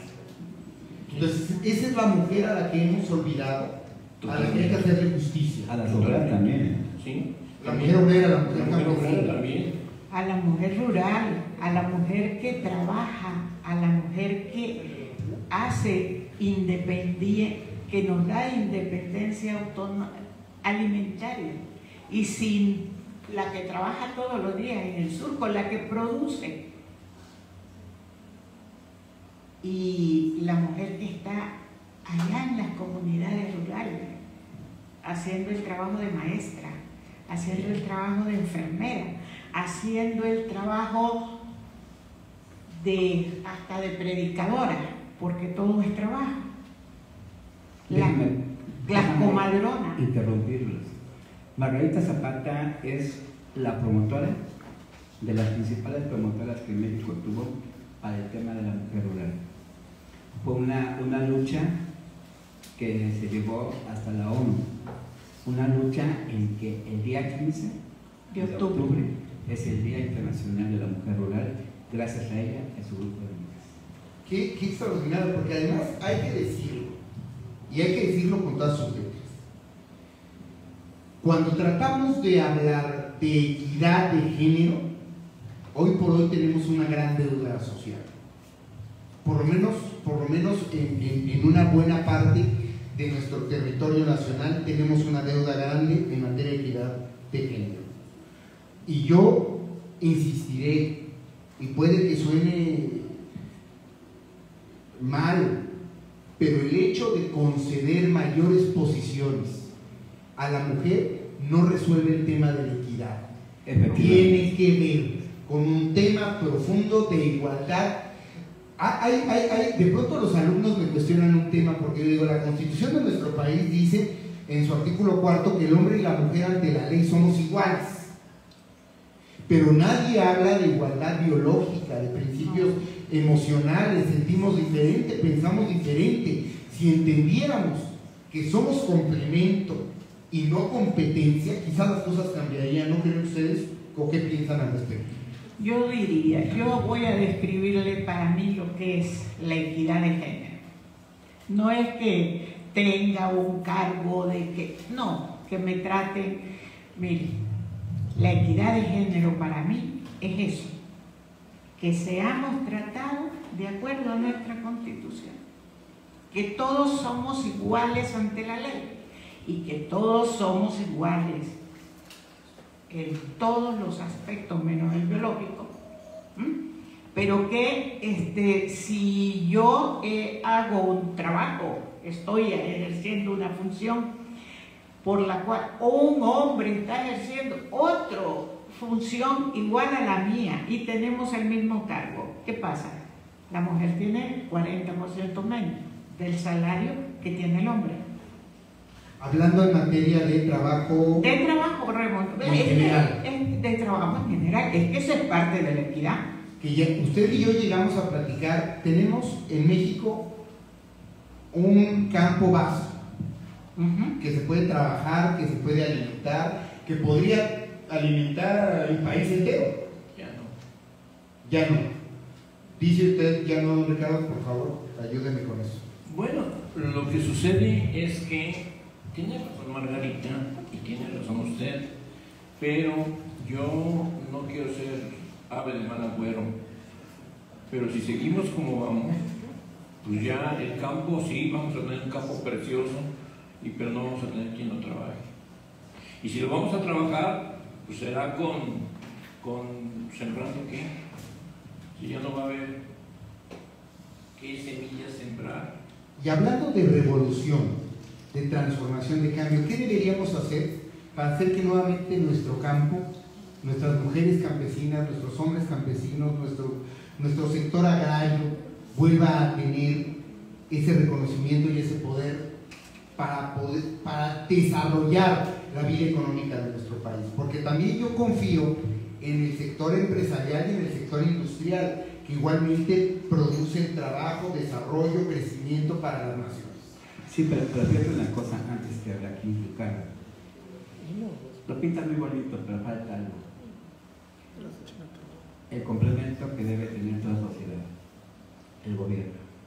El gobierno tiene que voltear al campo, darle los insumos, darle la capacitación, respetar al campesino, apoyarlo, no quitarle. No quitarle los recursos como en algunos momentos se le ha quitado, y que el campesino no sabe qué hacer ya con lo que tiene. ¿Cuántos campesinos no conocemos? Hombres y mujeres que siembran cualquier cosa, piñas, limones, aguacate. Acabamos de estar en una feria del aguacate. Te das tu cuenta que les falta el apoyo del gobierno. El empresario está, va a invertir porque es un negocio, va a invertir porque se siente en comunicación con el campesino. El gobierno, ¿qué hace el gobierno? El gobierno tiene la responsabilidad permanente por cada uno de nosotros en todos los temas. Y el campo, si no se ve, va a perder, como dice él. ¿Y entonces qué vamos a tener? ¿Casas? ¿Quién las va a construir? Estamos perdiendo la capacidad de sembrar. No tenemos, vas tú al campo y te das tu cuenta que no tenemos el riego, y te encuentras que siguen, todavía es una pena, es una foto preciosa, la yunta, pero los tractores cuestan mucho, el gobierno no apoya. Y ahí yo preguntaré, y lo pregunto porque le digo, como todo este programa también tiene final, yo encantado de la vida me quedaría platicando horas y horas con ustedes, pero yo preguntaría, hoy por hoy, después de hacer este análisis histórico de la revolución, ¿qué deuda tiene o qué deuda tenemos los mexicanos con nuestra revolución? No sé si la pregunta es clara. ¿Qué deudas tenemos nosotros, los mexicanos de hoy, con la revolución que inició en 1910 y conmemoramos? Mira, yo creo que el primer tema de que la sociedad México debe es que no nos queremos, en que no vemos cercana la revolución. No sabemos por qué peleó Zapata, Villa, Madero, todos los revolucionarios. Pero amigo, ¿eso a qué se lo atribuyes? ¿A qué le atribuyes ese desconocimiento de esos temas históricos? Porque no tenemos la educación, porque no tenemos el civismo que tenía antes la gente. O sea, no nos importa si el campesino le falta algo. La revolución está inconclusa y la revolución, la primera responsabilidad de que la revolución esté vigente es el gobierno. El gobierno, los empresarios, la sociedad civil a la que represento, y con nosotros como sociedad civil tenemos el termómetro real de lo que la gente quiere, necesita, le urge y lo que no tampoco. Nosotros como sociedad civil organizada hacemos lo que el gobierno no quiere, no ve, no puede o simplemente lo hace invisible y lo deja para que la sociedad civil lo haga. Yo considero que, como en otros gobiernos, Nicaragua como ejemplo, es un ejemplo que la sociedad, empresarios, extranjeros, nacionales y gobierno tienen una meta en común: el progreso. El progreso de todos. Aquí nos falta unirnos, querernos. Digo, toco el tema ya, finalmente, ¿no? Yo lo centraría en... Yo no soy abogado, pero sí, tampoco soy muy romántico como Polo, pero creo que... Pensé que iba a decir, tampoco soy tan romántico como Cristian. No, pero lo que creo yo que nos está faltando es algo que es muy sencillo y a la vez es muy difícil: unión.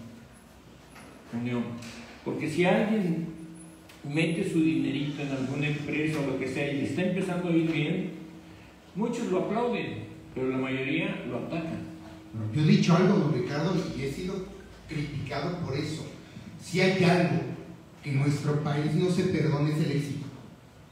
Si triunfas, tienes tufo de ladrón, de perverso, de malvado, de ratero, de mañoso,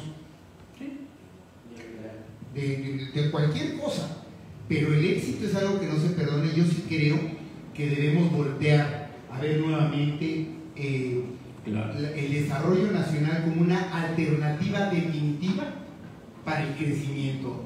Algo que me enseñaron en clases de economía básica en la universidad fue: puede haber crecimiento sin desarrollo, pero no puede haber desarrollo sin crecimiento. Y para que México pueda lograr crecer más, entiendo que tenemos una deuda también con el campo y con el sector industrial. Totalmente.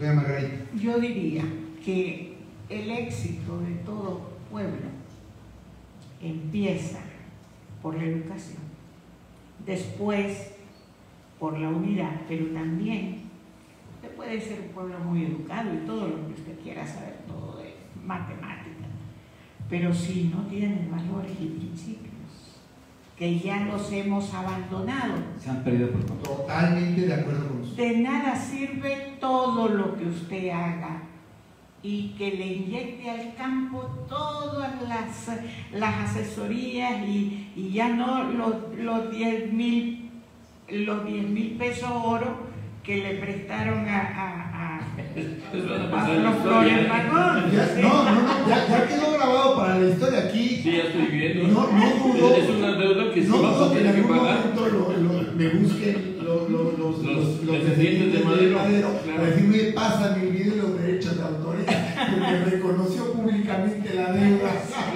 No, es que es eso. Si no tenemos valores, principios, que ya no existen, ya nadie habla ni siquiera de la revolución, ya nadie habla de qué significó para cada pueblo la revolución, por qué se llama el instituto donde están estudiando Ricardo Flores Magón, o por qué se llama Francisco Villa, o por qué se llama Emiliano Zapata. No, porque todo eso lo hemos olvidado. Y ahora el valor de la persona no es por sus fondos morales o por lo que hagan, no. Es, dime cuánto tienes y yo te diré cuánto vales. Y me encanta este tema para poder cerrar el programa. Sí, de hecho, me encanta este tema para poder cerrar el programa y preguntarles. Ya en el presente tenemos claro que tenemos deudas con la revolución.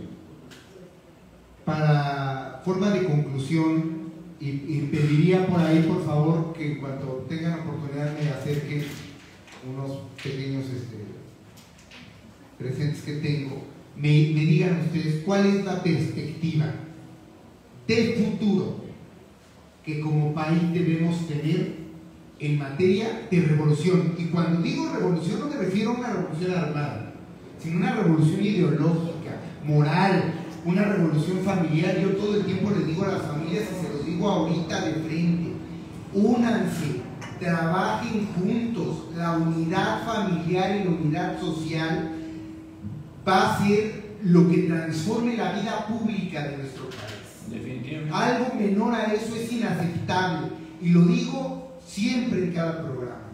Familias, únanse y trabajen juntas, porque eso es lo único que nos va a salvar plenamente como país, como nación, como familias, salvo la mejor opinión que tengan. En ese sentido preguntaría yo hacia el cierre de este programa, y si me permiten, empezaría esta vez, sin que sea un tema de falta de equidad de género, con el señor embajador. ¿Qué perspectiva de futuro debemos ofrecer en el caso particular de Nicaragua, México, países todos hermanos? ¿Qué debemos ofrecer como revolución hacia el futuro? Sí, muchas gracias. No, definitivamente que el trabajo, la unidad es fundamental, ¿verdad? Los valores, lo dijo la embajadora Zapata.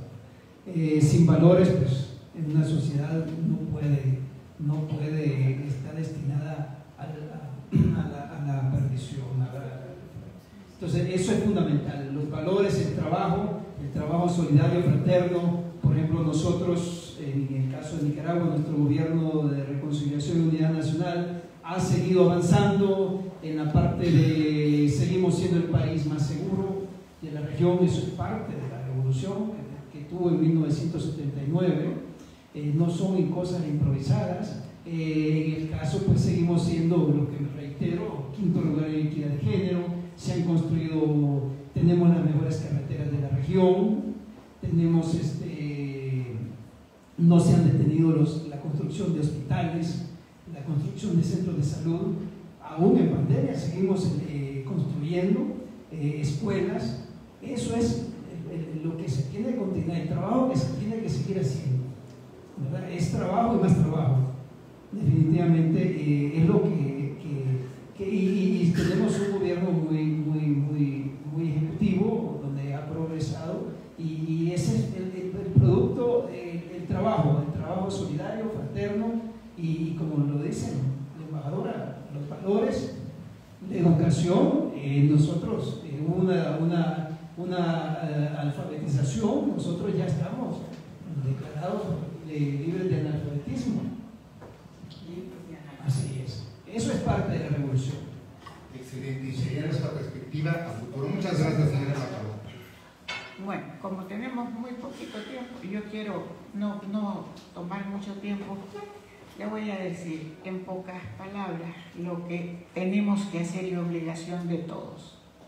Es reconstruir el tejido social.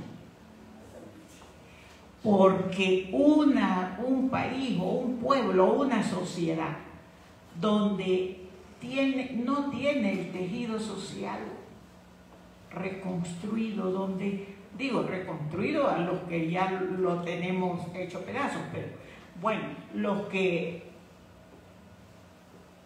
queremos ver hacia el futuro, digamos, reconstruir el tejido social, ser autosuficientes sobre todo en la alimentación, porque si no somos autosuficientes en la alimentación no podemos tener soberanía, y si no tenemos soberanía alimentaria pues dígame si vamos a tener algún día soberanía nacional.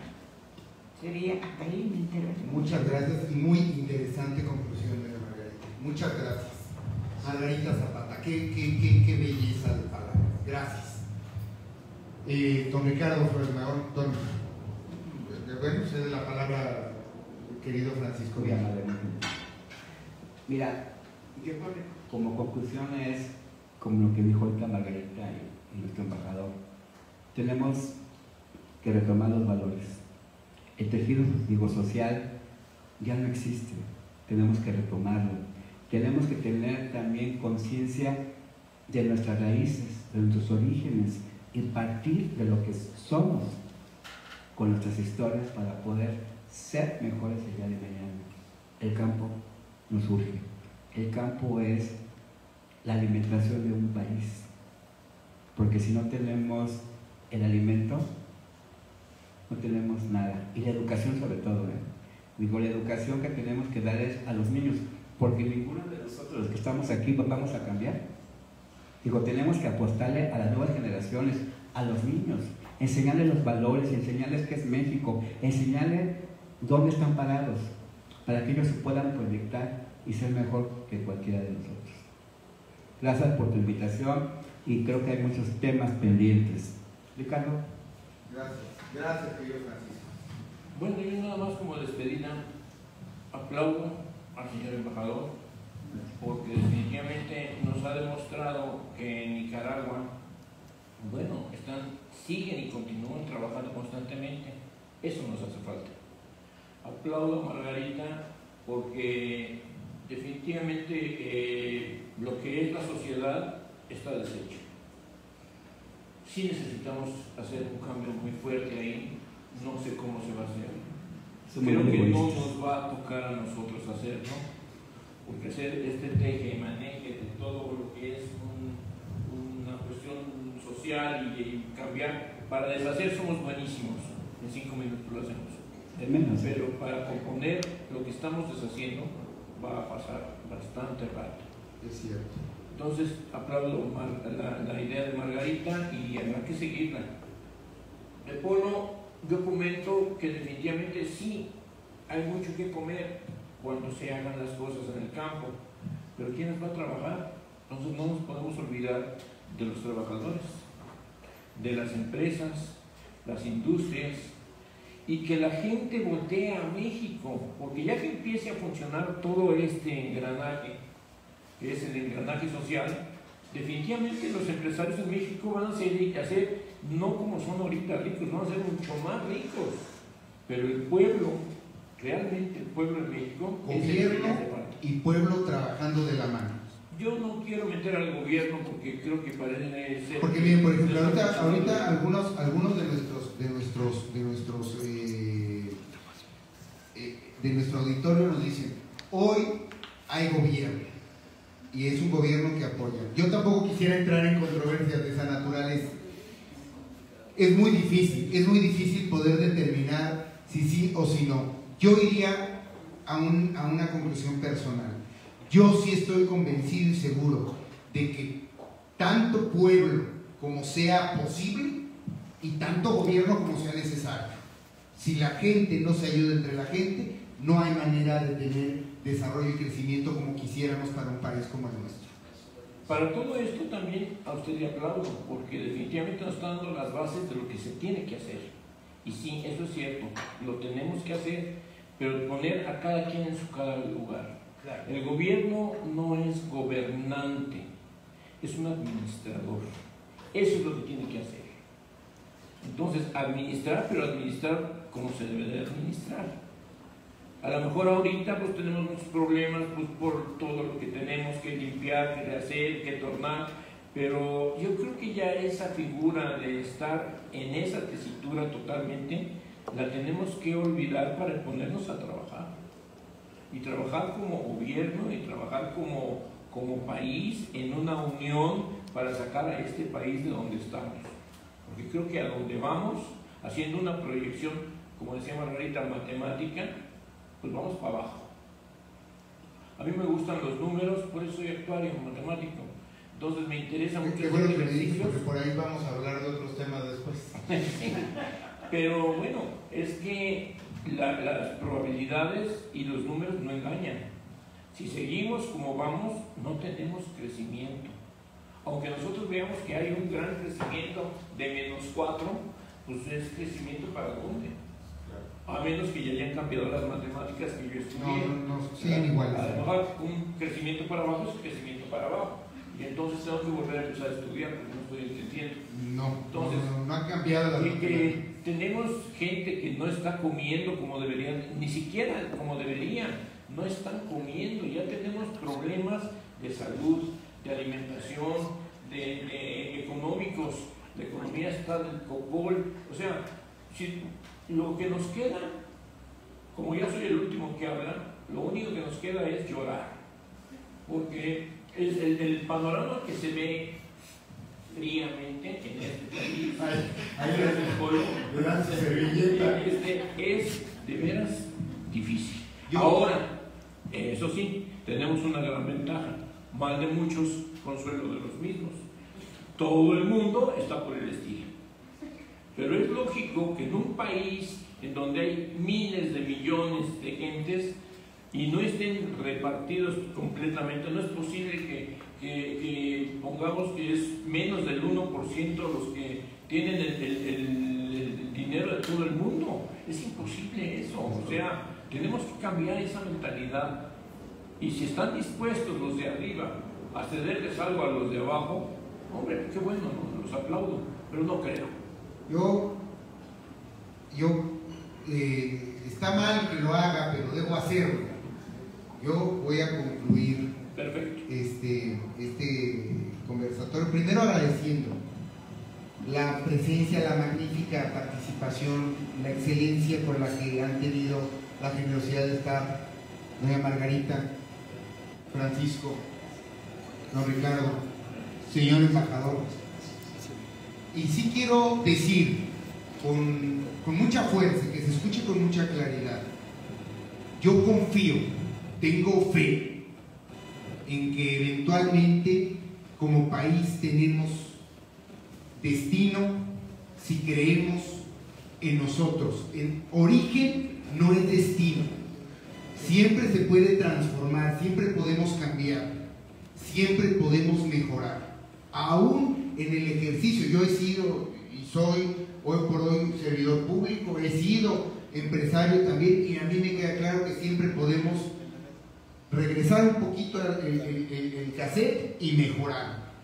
Y creo, y yo tengo fe en México. Díganme romántico, soy poeta, no puedo hacer otra cosa más que tener fe, convicción y esperanza en que el futuro de México es prometedor y es próspero.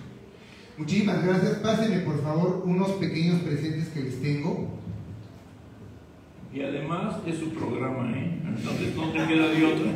No, pero si usted quiere decir algo, siéntase en libertad, don Ricardo, por favor, corríjame la plana si es preciso. No, lo que pasa es que la esperanza sí queda, ¿eh? Sí tenemos la esperanza, por eso seguimos luchando, por eso estamos tratando de unirnos todos, precisamente para tratar de inspirarle a la gente a un otro tipo de espíritu diferente, a que se ve que le va a marcar la historia. Trataremos de que entiendan que la unión hace la fuerza, no hay más. La revolución no termina, siempre sigue. Sí. El pueblo que ha renunciado a revolucionar se hunde, se estancó y va para atrás. Claro. Todos tenemos que estar reinventando y es parte de la revolución. Claro. Reinventarse, dice el excelentísimo embajador, es parte de la revolución. Por eso lo trajimos con nosotros. Así es. Muchísimas gracias. Yo quiero hacerles entrega, doña Margarita Zapata, un reconocimiento de Viernes de agradece y reconoce el invaluable participación de Margarita Zapata en Viernes de Conversatorio en conmemoración al 110 aniversario del inicio de la Revolución Mexicana. Muchísimas gracias. No, al contrario, el agradecido soy yo.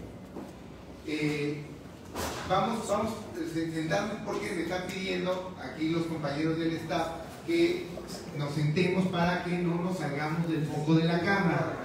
Así pasa cuando transmite uno en vivo. Querido amigo, hermano Francisco Villa Vitalfort, en el mismo sentido agradecemos y reconocemos la invaluable participación que ha tenido con nosotros y al aceptar y tener la generosidad de reunir a tan grandes amigos. No menos importante, nunca menos importante, don Ricardo Flores Magón, nuestra gratitud por la compañía, por la conversación tan nutritiva, tan rica de hoy, y por supuesto, señor embajador, le doy la mano ahorita a vez de que nos pongamos felicito para entregarle a usted. Pero afortunadamente garantizamos que el lugar donde estamos grabando está totalmente sanitizado y el personal que está trabajando está seguro de que no tenemos ningún riesgo en este precioso lugar. Quiero agradecer también a nuestra anfitriona, que por ahí está, aquí en Casa Mixcoac. Quiero agradecer de verdad muchísimo la generosidad de la recepción en este hermosísimo lugar. Muchísimas gracias. Ya después en nuestras redes sociales les vamos a poner el número para quien guste contactarlos, porque el lugar es espectacular y vale la pena conocerlo. Muchísimas gracias a ustedes como siempre, querido auditorio, querida audiencia. Ya tendré oportunidad, como les digo siempre, de contestarles sus mensajes a cada uno, a cada una. Y concluyo diciendo, la revolución no termina nunca. Sigamos transformando, sigamos cambiando y hagámoslo para ir hacia adelante y hacerlo bien. Que tengan excelente noche, muchas gracias y nos vemos la próxima. Muchas gracias.